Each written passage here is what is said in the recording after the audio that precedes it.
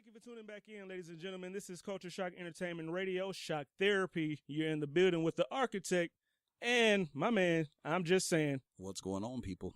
We have a special guest with us here today. If you guys are not hip to him, if you're not into it, if you're not down with the poetry thing, you're just missing out. We got Prentice Powell in the building, ladies and gentlemen. How you doing, Prentice? I'm good, brother. How are you? I'm doing swell. It's good to have you, man. It's good to have you. I was excited. To be here. I was excited when we heard that we were gonna get you, man, because your work is just dope, man. It's next level. I don't know if you knew that or not. I appreciate it, man. Honestly, it's just it's just me trying in my notebook, and people happen to enjoy a little bit of my craziness and my thoughts. So I'm okay with that. That's good. So what got you on this road to poetry? Like, was this something that you were always into, or how did you start with the poetry thing? To tell you the truth, man, not at all. For me, it was really a matter of I have a cousin. He goes by Tyson Amir. He's actually a really dope MC. But when we were younger, everything he tried to do, I tried to do. So when he played football, I started playing football. Basketball, I started playing basketball. When I got a little older, he came to the local library and did a poem. So naturally, I went home and wrote a poem. I was having a rough breakup with a girlfriend at the point in time, and my mother came and got me out of my apartment, and she took me to the Oakland Slam in 2003. And she signed me up, and I didn't know it. And for those who don't know, slam is poetry slams are competitive poetry, so you compete against other people. Long story short, she signed me up. I did the poem. I did rather well. I did forensic speech and debate in high school, so I've had this ability to memorize things pretty easily. And the coach came up, her name was Sonia Whittle, and she asked me to come back next week to compete for the team. And I explained to her that, I had never written a poem before, and I just happened to have this poem. So long story short, I wrote a poem each week to compete. I made the Oakland Slam team in 2003, and 2 months later, we came in fourth in the nation. So 2 months after writing my first poem, coming in fourth in the nation on the team, I kind of said, well, let me see what this can do. And even still, honestly, man, it's always just been really therapeutic for me. This whole spoken word movement is for me to keep my sanity, for me to get my thoughts off, and for me to deal with a lot of insecurities that I have, man. It lets me know that I'm not alone in my thought process. It's actually really comforting. So, it's my therapy, man. And, I can't take credit for everything that's happening now. It's really God, man. I'm just a vessel, man. So it's kind of how I got started. That's cool, man. That's what's up. Hey, man, I'm just saying. Hey, got a question for you. I seen that you teach. You tell me a little bit about what you do during the, because I see you and you work with a lot of young African Americans. So I was interested in seeing where exactly do you teach? Is it college? Is it middle school, high school? I wasn't sure. Okay. So, what I do, I have a couple of facets of what I do as far as education is concerned. One thing I do is I develop and create creative writing curriculum for school districts and nonprofits. So I'll either come into a school district or a nonprofit, teach them how to use my lesson planning, or have a residency. So I taught in East Oakland for 2 years at Castleman High School. Okay. I was spent 6.5 years in the Hunters Point in the Bayview Alice Griffith Housing Project right next to Candlestick in San Francisco. Okay. Developing a youth leadership development program. And so that's one aspect of what I do. What I'm doing right now, my day job is I work with autistic children with severe behavioral disorders. So, for instance, today has been a rough day, man. I like to keep it really transparent. I understand. Because I like to keep it transparent because I think the more success I have as an artist, I think the more skewed vision, ironically, I get. So people start to perceive me a certain way when ironically I'm telling you how I feel about things, Right. So today I've been urinated on, I've been punched, I've been scratched. I got a couple bruises on me right now. As a matter of fact, dealing with some of these kids who are emotionally disturbed. But that's what I do every day, man. So, wow. I grind during the day. I work in education. On my free time, I do speak. I do a lot of speaking engagements. I focus on working with African American boys specifically. It's needed. Yeah, absolutely. And I feel like if we have an opportunity to be on a television screen and doing something positive, how can we not come back to our kids. Absolutely. You're right. And You know, yeah. we idolize brothers that look like us on television, and most of them were dribbling the ball or throwing a football. You know, and that's cool. There's nothing wrong with that. Right. You know what I mean? There's absolutely nothing wrong with that. But I figure if I have a chance to be on national television, I'm starting to do these things. I have to go back to them in the classroom because they're gonna listen. You're right. You're right. And it's, you know what's so cool about that, because I'm a big advocate of autistic children, because I have a son and he has autistic tendencies, and it really got me open to understand and wanting to work with a lot of parents that have issues with their children and don't know what exactly to do. They don't have the proper knowledge of how to handle their children, how to love on them, how to, you know. And so when I seen that, I said, wow. I showed my wife this. I said, he worked with autistic children. She was like, wow. I said, that is so awesome. So I'm like, man, see, I said, I knew, you know, I got to say this. After I talked to you, I was so pumped Sunday. I was, man, dude, I was praising God in my kitchen because I was so excited, because I little did I know that you would reach back, and, you know, and it was an honor for me. Believe me, I know. I got the voicemail to prove it. Right. He got that voicemail because I was too excited on the voicemail. But I put a post up on my Facebook, and I said, to God be the glory. Yes, yes, yes. And so it's funny, when I seen your post today about this news, I said, see, I said, now that man did that for me, and look how God turned around and did something for him. Now, leading into that, because you know I was going there, I got to know, is it possible we can find out what this big news is all about? You know what, brother? I was so juiced to get this email. I contractually I can't announce it or it won't happen. I understand. We understand. We definitely understand that. I can't. I will say that it is a 2015 engagement, and it is happening, correct? It looks very promising. Okay. What you witnessed on Facebook, even if it does not happen, God is good. But what you realize on Facebook, man, all the time, is just my genuine excitement. To be honest, man, I'm really trying to learn how to be. I feel I'm a complete professional, but what I don't think people necessarily understand is that I'm loving this ride, and I love good news from anybody. Right. You know, so I get just as juiced about good news coming from you guys as I do good news I have for myself. And honestly, I would celebrate your good news before I would celebrate my own, because I'm humbled by the good things that happen to me. Oh yeah. If that makes sense. Oh, you know what I mean? Yeah. Oh, we understand that sentiment. So with the Facebook post, it was just I had to just you know, like I had to let it out real quick. I did the same thing Sunday, bro. Same thing. They had no idea what I was excited about, but I told them, I said, wait till y'all hear this. You guys don't even understand. Hell yeah, we were able to feel it in your all caps that you put up there. So yeah, we definitely felt your excitement.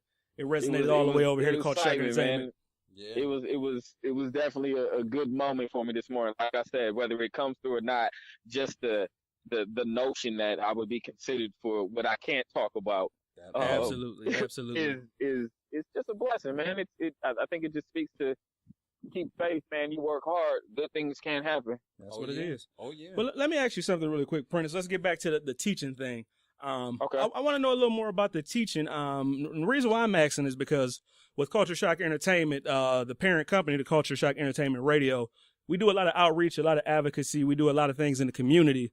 And what was interesting to me, being the founder of it or whatnot, was when I initially planned on doing this, not to say I didn't have any intentions to help other people, because that was always in my heart, but I never knew it would be this big and I would be at the forefront of everything that I do, trying to impact other people's lives, just like you said, more than even trying to impact our lives. So how did you get into the teaching aspect of it, particularly dealing with disabled children, and what inspired you to want to give back to your community that you came out of?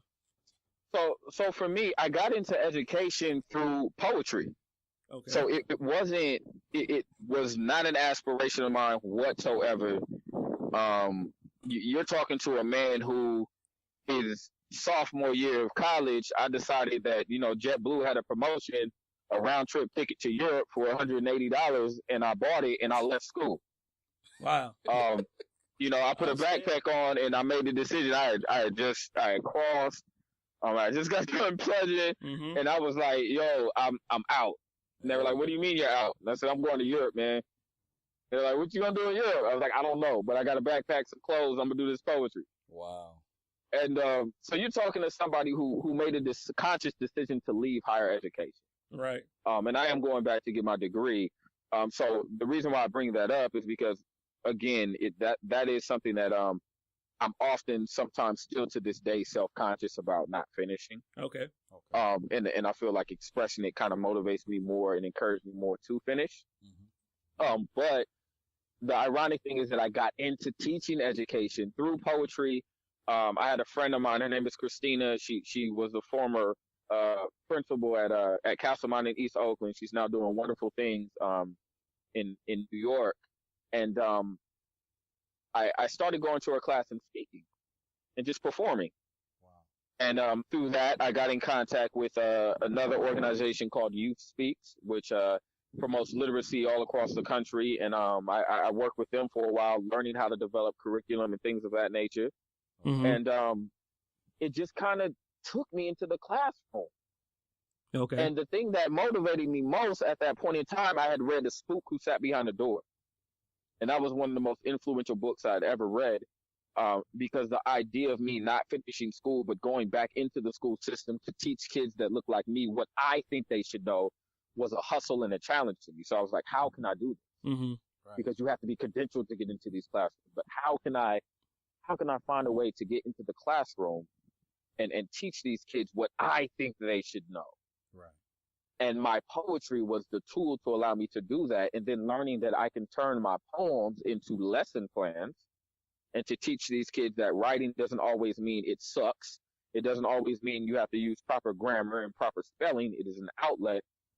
It led me into education in the classroom. And from there, things kind of ran themselves and kind of took off. And as far as me working with autistic children, I got drained. Working in the inner city, your students die. Your students get locked up, they get hurt, and honestly, it takes a toll on you. Right. And I used to always say that getting to work for me was an obstacle course. So I can only imagine what the kids who lived in the hood had to go through just to get to the class. Right. And so my wife is actually a social worker, man, and she works with adults with cognitive disorders.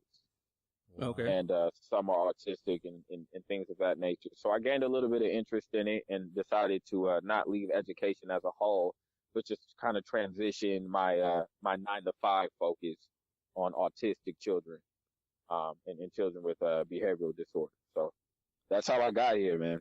That's good. It's funny because it seems like, our courses run parallel because I had a similar situation myself.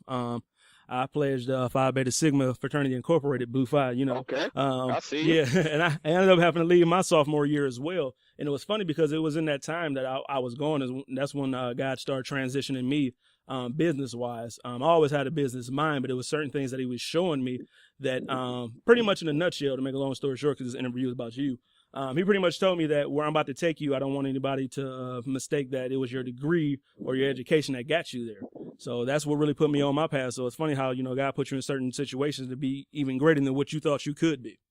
Isn't it amazing, man, how he shows you things through other people? Exactly. Oh, yeah. The thing I'm learning about working with autistic children is that there's so much beauty in the autistic mind. Oh, yeah, definitely. There's so much beauty in the autistic brain. The freedom that they have. You look at, I got kids who, they can't help but stand in a corner and talk to themselves. Yeah. And sometimes I wish I had that same lack of self-consciousness. Awareness of the issues of life, right? Right. You know what I mean? Like they don't worry about what people think, what people are going to say about them. Right. They don't care. Yeah. And for me, I find a lot of that, man. I find a whole lot of beauty in that. Right. So it's just kind of motivating to keep going, keep pushing, man. And yeah, that's I'll do the best I can with what I have. And if I have any gifts or any abilities and talents that help somebody else, I think it's my job to do that.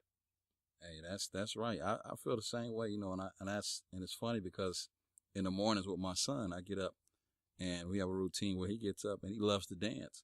That's his thing. Right.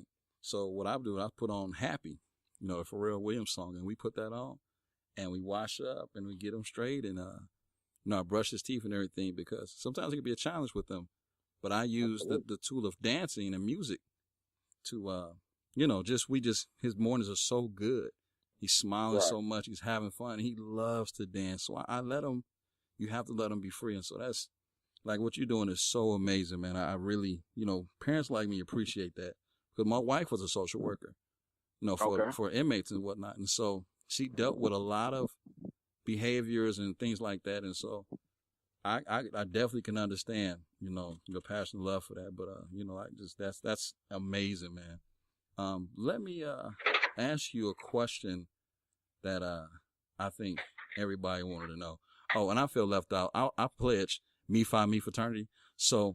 Oh, okay. No, I see Me Fi Me. Yeah, okay. you know, It's all you know. good. Oh yeah, you know how we do it. But I wanted to ask you about when you got the call to do Arsenio, what was your mindset? What did you think? How did that take place, and what was your reaction to that? Because that's a pretty big deal. Right. Well, when I got the call for the first performance, Yeah. my first time. Okay. Oh yeah. So, man. So when I got the call for Arsenio, one, I can't leave out a pivotal program on TV, a pivotal production company, Walton Isaacson, who's a production company of Versus and Flow on TV1. Because had it not been for Versus and Flow and me being blessed to be on, you know, all 3 seasons, Arsenio would not have happened. You know, so let's, you know, I got to make that, you know, absolutely clear.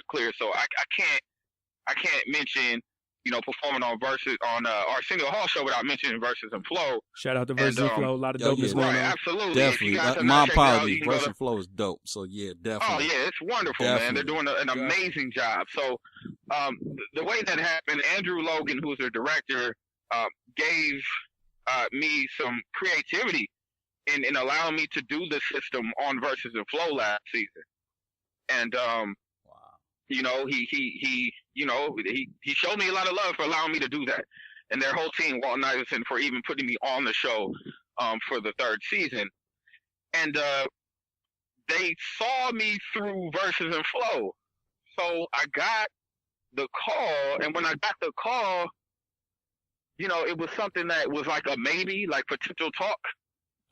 You know, that they're interested in doing some kind of spoken word. Right. And, you know, in my head, I'm thinking to myself, you gotta let me do the system on that show. You gotta let me do the system. Because for me, I still practice that poem, and that poem is probably the most sickest, intricate dopest, one that I livest. have. Yeah. Oh, no, thanks, man. But it takes a lot of work. It do. I'm proud of where it's going, because it's not developed exactly to the point I need it to be. But I'm proud of where it's going, and I was like, yo, if I get a chance to do something on Arsenio Hall show, we're talking Arsenio Hall, you know? Right. Like, we're around this probably the same age bracket, man. Like, you know, like, Yeah, we grew up on them, right? I couldn't stay up late enough. We couldn't either. We snuck.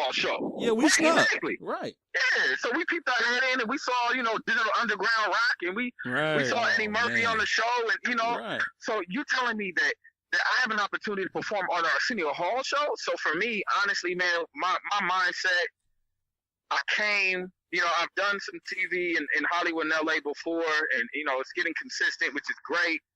I came, brother, I ironed my clothes. I knew they were going to have somebody to press them there. I ironed my clothes. I pressed them in the hotel room. I was fully dressed to hit the stage when they picked me up, you know, when the town car picked me up, man. It was I don't want no garment bags. I don't need no garment bag. I don't need no hangers. Yo, I'm wearing exactly what I'm wearing on that stage right now. I just want to kill this show. Just get me on the stage. Right. I feel you, man. They asked me if I wanted a sound check. I said, nope. I said, just let me know when it's too low out the screen.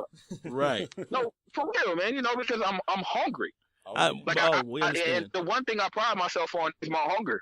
Right. It keeps you know, going. Like you need it. You need it, but what I mean, y'all, is like I'm hungry. Right. You know what I'm saying? Like, I'm trying to eat out here. Ethiopian type, right? Yeah. I'm talking Ethiopian. We go all 3rd world countries. Right. Like, I'm hungry. You know what I mean? So you put me on Arsenio, no, I'm doing the best that Prentice Powell can do, and I'm trying to kill myself. Right. You know, I don't worry about anybody else, but I'm trying to kill myself. So my mentality was just, yo, this is a once in a lifetime opportunity. Yo, make them want you to come back. Mm-hmm. I don't know what that means to you. This is what I say in my head. Like, I don't know what that means, P, but make them bring you back. You gotta do something. Yo. Make them bring you back. And if they don't, be remembered. Right. Yeah. And so I just got on stage and I don't even remember it, to tell you the truth. Yeah, you just zoned out, right? Dude, that was flawless. You know how that goes. You get in the zone. So I just kind of blacked out and did my thing, man. Love it. Flawless, dude. Love it. That's how it's supposed to be. That's kind of how we operate. Particularly me and my man over here. I'm just saying that's how we go, man. I wake up ready to get it in, man, and that's beautiful in the inner city and the inner community where it's not a lot of things to look up to or aspire to be. To see somebody with a drive, a drive that's strong enough to say, "Get on my back, and I take all of us where we need to go. Just roll with me, and we can get it done." So yeah, I like that fire. Right. What I didn't realize though was how much it represented for art form, man, for spoken word. I didn't realize that initially. Dude. Like, I did not realize how, because, I'm not thinking from the space of me, you know what I'm saying? Like, obviously it's me going up there, but I'm just saying I have an opportunity, let me just do my thing. Right. But I didn't realize how, like after the system happened on Arsenio, man, like Burst and Flow, there was a lot of love, and that was for poets. You know what I mean? Like, there was so many phenomenal poets that have been on the show, but nobody had ever done spoken word on the Arsenio Hall show. Right. And so when I got off, just all the love, man, and poets from across the world just calling like, yo, you just did poetry on the Arsenio Hall show. I was like, oh, snap. I just did poetry on the Arsenio Hall show. Yeah, and it just made it that much more humbling, man, Yeah. That's good. Like, it just made it that much more humbling, man. So it's interesting how I'm glad my heart is what I thought it was. Amen. Right. That's true. You know what I mean? I'm glad it's what I thought it was. I'm glad that I'm having some accomplishments and some things that my mother will be proud of, my family is proud of, and it's not making me egotistical, and I'm not getting full of myself, because honestly, man, this could be the last interview I ever had. That's true. This could be that could be the last time I ever rock on TV, man. So that's true. So you just count, just be thankful, man. And that's all I'm really trying to do. You preaching to the choir, brother. I definitely agree with that. Now, let me ask you about Good Father. That we talked about that Sunday. I told you got me with that one. You got me with the system, but Good Father, I had to put the phone down and wipe my eyes. Because that right there, it did some things to me. And so if you can explain to the people the mindset behind that and what it meant to perform that on Arsenio, because that was another live stage for you to actually go back. And I know you were saying that you had some other poems you wanted to do, but that one in particular was the one that you went with. Could you tell us what was the reason behind you going with that one? Yeah, well, I was given an option last time. They asked me what would I like to do. Okay. And I think just off of that, having an option, usually with stuff like that, you don't get to pick. They kind of have an idea of what they've heard from you and what they want you to share. Right. I felt, like I was telling you, I felt it was important. One, I struggled with it. My son started school officially in August, so the whole thing is different now. Right. But like I was telling you, everything from how I dressed super casual on purpose. Right. I wanted my neck tattoo, which is my son's name, that I got May 15th, 2008. When I found out I was having a boy the same day, I just decided to get a neck tattoo. Mm-hmm. Okay. I wanted my tattoo that says "Let go and let God" show across my chest, and I wanted people to see a black man casually dressed. I got 17 tattoos, man. Casually dressed, who loves his child. Right. My purpose of that poem has nothing to do with his mother. Okay. And that's what I love about that. I need that to be made really, really clear, because, it's interesting what responses you can get and things of that nature. Right. I'm a father. Me being a father means I care about my child. Right. So anything I do as a father is about my child or my feelings towards my child. Right. That poem is about my aching for my child. Right. That poem is only about my feelings for my child. It is not about child support that I do not care less about, that I will gladly pay, that comes out of my paycheck every month, that I don't miss, and he is worth 20 times what I pay. Right. That's all right. No, that's right there. That's it. It is not about anything other than the fact that I want to raise my son full time. Call me selfish, call me whatever you want. I want to raise my son. If you put me on a platform where I have 1.6 million people viewing me at a time, you are damn right. I'm going to try to do the poem that I think may find a family law attorney who is amazing, who wants to possibly take my case pro bono, or somebody who may have resources to help me get my son. I'm not going to get on stage doing something with similes and metaphors that sounds super dope and you got bars or you that. No, if I can get my son back, any stage I got 1.6 billion people viewing me, is a no-brainer. Right. Wow. It was a no-brainer. Wow. And my only worry for a month, knowing I was going to do that poem, was if I can get through it. Right. Yeah, because I don't. That's. I seen you kind of was breaking. I said, yeah, he was Look, holding it. I said, I know. Look, all I said was, P, don't blink. Don't blink. If you blink, the tears gonna come. It's a wrap. Yeah, the floodgates open. It was all in my voice, man. But a couple of days before I did that, I went and filmed on Monday. It aired the same day I recorded it. I think that Thursday, I was watching my son learn how to ride his bike without training wheels, and there's a good man around him right now. He has a new little sister, and the brother is solid. Right. The brother is solid. And I say that as a man and as a father, I appreciate the fact that he's a solid brother, because he could be a lame. Right. Yeah. Right. And I'm 3,317.4 miles away, so I can't just get there. Right. Right. So he's a good brother, but when I was watching him learn how to ride his bike, my Skype kept freezing, and it was all these picture perfect images of a black man teaching this boy how to ride a bike, and I was just like, and I'm encouraging him and saying, do your thing, like, go, Jess, you're doing a great job, and I told the brother after, like, yo, man, I appreciate you for teaching him how to ride a bike, man, keep him safe, but that killed me, man, it killed me. So when I went up there and did it, I had this fresh new experience that I never thought of. My son is 5, so I never thought past 4.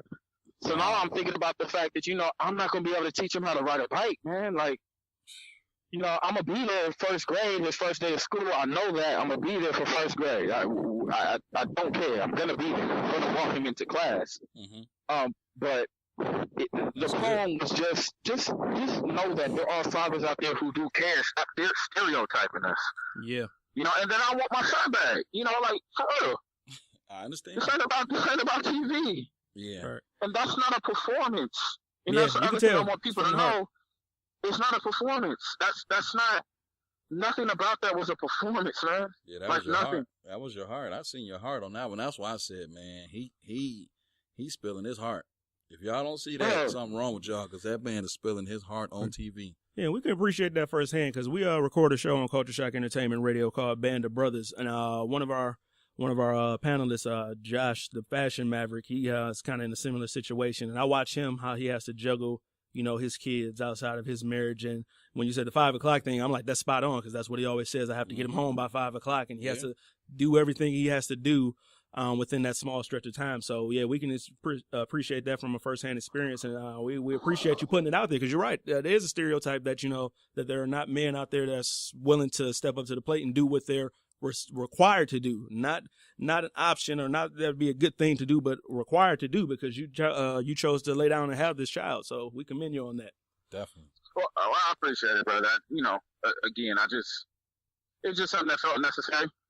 Good. It just felt necessary. It felt necessary to do, man. And I'm glad that I've met so many men over the past 2 weeks. Since that aired, from all across the world, man, and knowing that there are fathers out there who care. I've gotten so much love. But most importantly, man, I share this with everybody. My son called me 2 days after. He called me that Wednesday morning, and he's in Florida. And he called me, and he left a voicemail because I was asleep. It was about 5:30 out here in California. Okay. And 8:30 out there. We was headed to school. And And I swear I'll never lose his voicemail. He said, "Daddy, I heard your poem. You said my name. Thank you." Mm-hmm. And he said, "And I love you too." That is awesome. That's real. That is awesome, man. The thing about that, man, is that, and I cried, man. I cried out of joy, which was so great. But the thing that is awesome is that he's not going to be fed that kind of thing. Mm-hmm. You know, that's nothing my son's going to be fed to say. Right, exactly. So that came from him. And that means that he got out of what I was saying that I love him. And so regardless of what how anybody else interprets that poem, my son got out of that his daddy loves him, which is why he said, "I love you too." Mission accomplished. And for me, exactly, done. And that's exactly what I put on Facebook. Right. I think I tweeted that out. I was like, "Yo, my son responded, said he loves me too. Mission accomplished." There you go. So after that, I was like, "Yo, I'm good. Yo, say what you want, do what you want. I'm good." Wow. Good. Well, he gets it. Well, let's get you a couple more questions before we get you up out of here. This is what I want to know. Brother, we got time. I'm good. Okay. This is what I want to know, because I hear your passion in your voice, and it sounds very similar to someone that we know on this radio station as well. We won't mention his name, but I want to know, who do you look up to? Who inspires you? What drives you? What put that fire inside of you like that? We know it's your kid. We know that pushes you, which pushes all of us. But like, what else is it that says I got to go as hard as I can, and there's no other option? My flaws. Okay. I'm such a well, one, I need to take that back. That'd be second. Okay. First, God. Right. But secondly, I state my flaws, man. 'Cause I'm a flawed man, and so as we all are. Right. Exactly. But now I have a family. You know, I have a family, man. I have 2 boys, a wife, and a daughter. Mm-hmm. And I want to provide for my family, and I need to stay sane in order to do that. We are already black men in America. Oh yeah. You know, so keeping our sanity is already a challenge, regardless of what walk of life we come from. That's real. So for me, with this spoken word, man, it's how I was brought up. I was brought up in this spoken word game by, Sean Williams, who's a part of my Fiveology collective, our Fiveology collective, formerly went by Inner City, Scorpio Blues, Amir Suleiman. I have mentors who put me through the grind, man. So anything I'm receiving now, I've worked for. And I mean, I'm catching Greyhound to Texas on a one-way with CDs that I got to sell in order to make my way back. I'm sleeping on people's couches over the years to do this kind of stuff. I'm sacrificing time. I'm ruining potential relationships. I've gotten in arguments. I've almost lost a job. So I'm hungry, man. You gotta be. And understand. For me to be given a gift, one, that is allowing me to generate ears and something to provide my family with, how can I not be motivated? Right. That's true. So for me, it's just it's life. Life is short. It can all go tomorrow. This could be the last interview I ever have an opportunity to do. Make it count. So that's my whole thing now. And I know people are watching me. And when people looking at me now, I can't. So I got to work on these flaws, and I have to say something that matters to me most importantly. Mm-hmm. So really, what motivates me, I want to be great. I want to be great. And that's real. And we're gonna, when we rebroadcast this, there'll be a lot of young brothers listening. And the sad reality in the community work that I do is you don't hear that anymore. Even back in the day when your aspirations were maybe misguided, there was a aspiration to be great at something. Right. Where nowadays you don't even hear I want to be great. It's just like, if I could just make it by existing, that's good enough. It's like they need to hear to know we can be great if you push for it. Right. We can. And all we have to do is exactly what 3 of us are doing right now is just build. Yeah. And that's it. That's it. Work together. But that's right. Would you rather having a radio show? Yeah. I mean, all we got to do is build. It was a no-brainer when I hit you and called you back, because you remember I told you, like, I don't want to get disconnected. Right. And I appreciated that. And but you know what? That's the beauty of staying in touch with your people, like you said. And I remember your statement you said, and I never forgot. You said, "I'm a normal dude, man. Yeah, I'm a normal dude. I'm not." And I think about to your poem, superheroes. I said that makes so much more sense. That makes so much more sense. Being comfortable in your own skin and showing people, hey man, I'm flawed, but I'm me. I love me, and I love you. That's it. That's it, man. And we all know those people who somehow become not normal off of a crumb of success. Oh, believe me, we And know it's like, all yeah, too well. You got a crumb, man. Right. You got a crumb. You are not full. You are Right. not satisfied. You barely tasted success, and you not normal no more. Right. Yeah, we happily dismiss those guys around here and keep it Yeah. moving forward. Oh, man, you have to. This radio station You is all have about to. authenticity. So yeah, Right. we appreciate having honesty. And with the flaw thing, like that's one thing we push.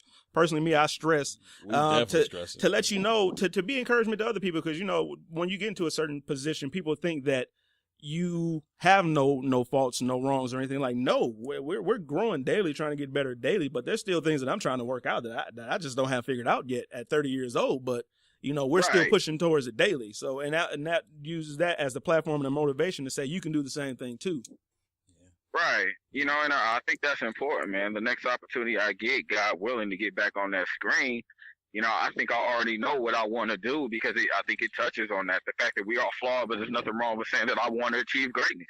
Oh yeah, I And feel that it. is something about me that may be special.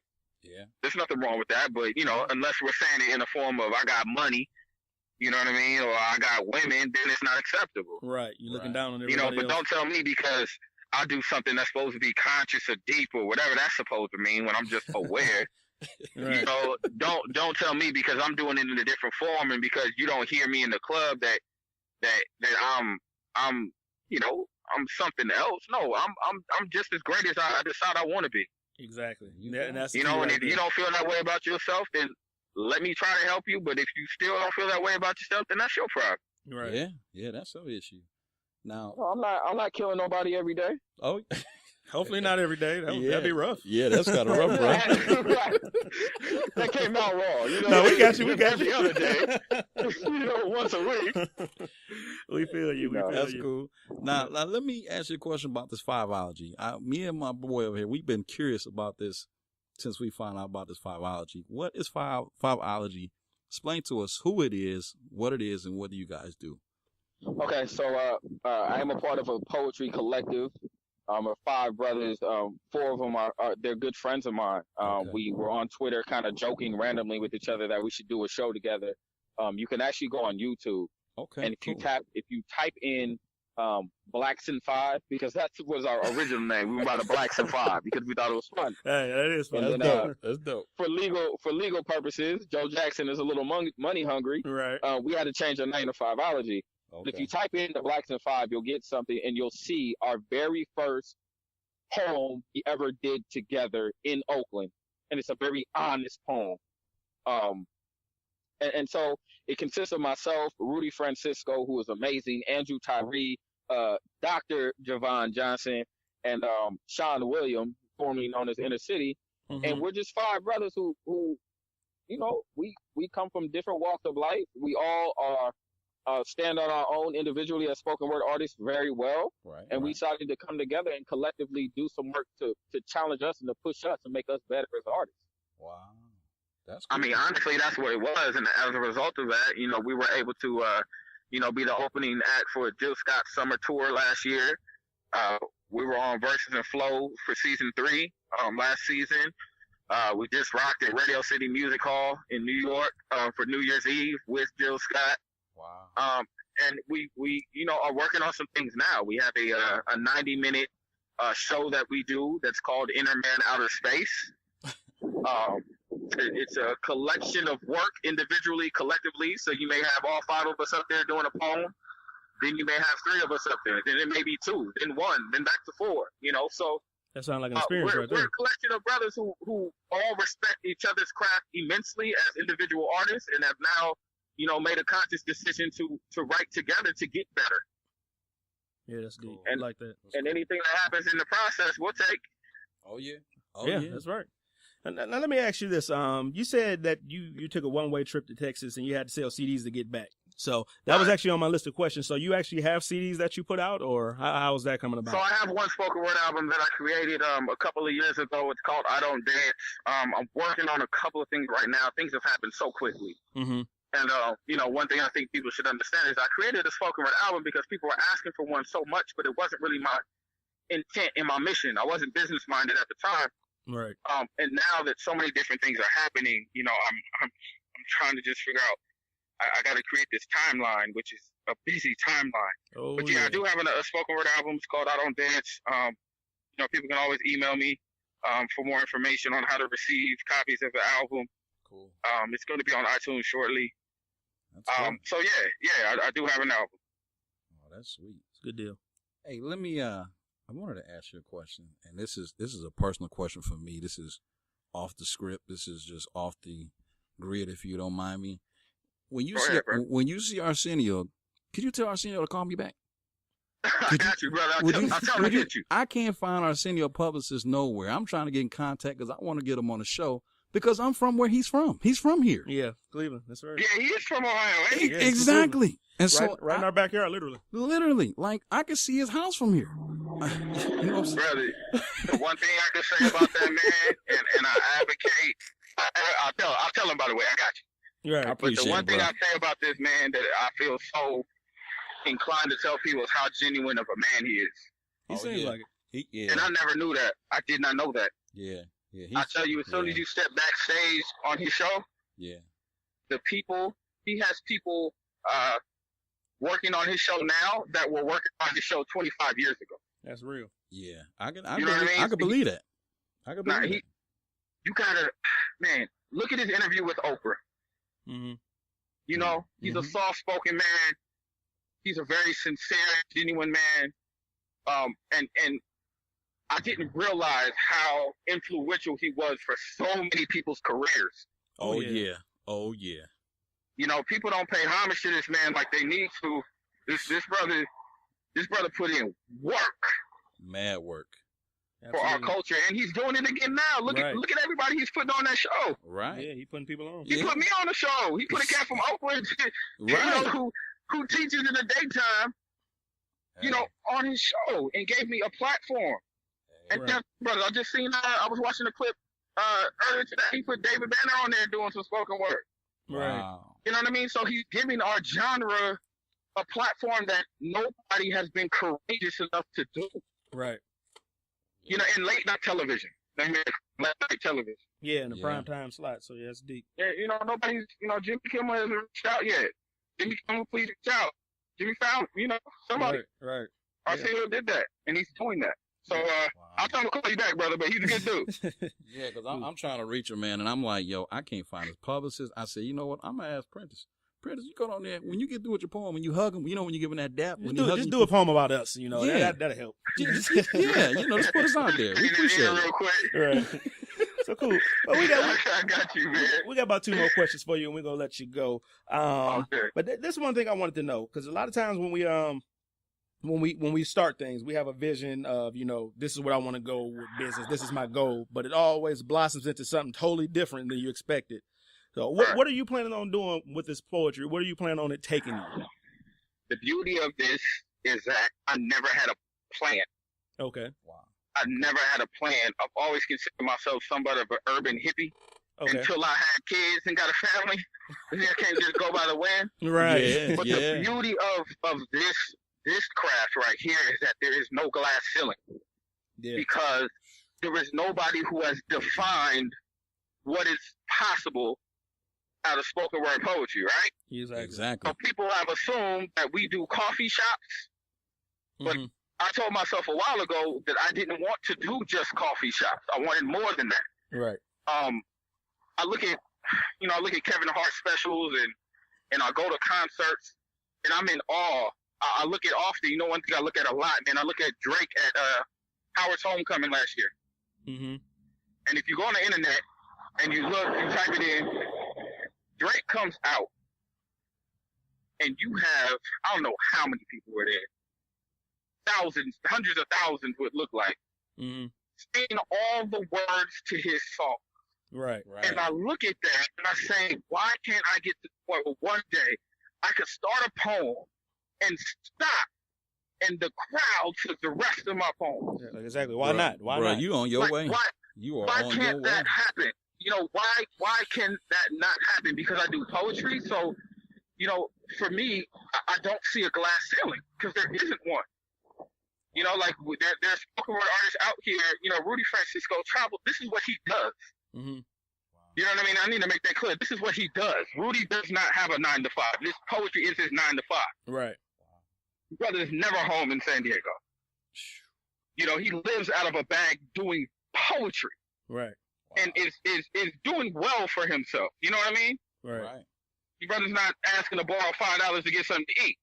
That's deep. You know what I mean? So there's no glass ceiling to this, and you have a lot of poets out here who you may not have heard of who are making it possible for us to do what we're doing, and who have already made it possible. The spoken word artists who are on Def Poetry Jam. Right. They made it possible for us to be seen on a larger platform. That's true. So, for me, my job is just to pay homage, man, get better, and stay focused. That's real. Now let's do this, Prentice. This is your platform to speak to the people. You got your chance to speak, whether it be spoken word, just say something to the people. Leave the people with something to be inspired by. Okay. Something I'm working on. Being a black man in America means being my brother's keeper while keeping a distance from my brother because I don't trust him further than I could see him. It's believing the cops don't give a damn about you. It's learning how not to doubt yourself because everyone else already does. It is the love you have for your mother regardless of her flaws and dealing with your daddy issues so your son doesn't have to. Being a black man in America is a full-time job you will never see a single penny for. There are no breaks, no time off, no benefits. It is a lifelong commitment and an early death sentence. Being a black man in America is a gift.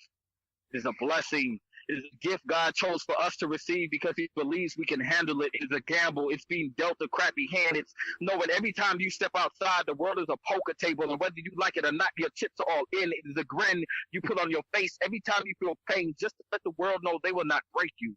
Right after dropping down to your knees, praying to God, asking him to heal you because the pressure has gotten way too real. So you pop 30 pills, but it still doesn't kill you. But will is something that's going to the corner store without your pistol that's tucked under your mother's floorboard. What will is not detaching yourself from your best friend's dangerous lifestyle because your loyalty won't let you.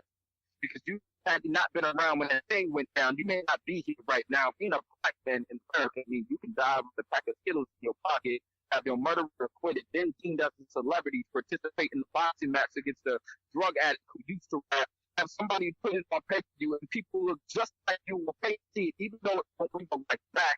It means black boy, down, play as loud as you want, but that may be the last gas you ever bought. Being a black man in America means stay out of Florida. And I got a son who lives in Florida. So being a black man in America is to be a black man in America. And unless you are a black man in America, you will never understand what it's like to be a black man in America. But please, don't pity us. Envy us. We are whole pieces of broken. Some too shattered to care, and some just trying to put it all back together. That's dope. That's knowledge right there. And you hit the nail on the head with that. Being a black man in America is being a black man in America. What was the name of that poem? I think I'll call it Being a Black Man in America. Okay, we can roll with that. That's what I think I'm calling it. I'm still working on it, man. First time I just got off in my head, but you nailed it. I mean, outside of a minor little signal issues, we pretty much got all of that. That was on point. So we appreciate you breaking that with us. Brother. Oh no, it's all good. I mean, it's technology. You know, it ain't all the way there, but we make it work. But yeah, we appreciate you for being on. Do me a favor when we close out, stay on the line. I want to talk to you really quick before we close out, but we're going to close out the show. Once again, you're on Culture Shock Entertainment Radio. This is Shock Therapy. You were in the house with the architect and my man, I'm just saying, we in the building with Prentice Powell. Man, you just heard the interview. There's nothing else for me to say. Nothing. I'm speechless. So we appreciate you, brother. We got to get you down here, man. We got to get you down here for a session. And we're gonna do that, and we'll make it work. All right, peoples. All right, and until next time, we'll talk to you soon. We out. Later.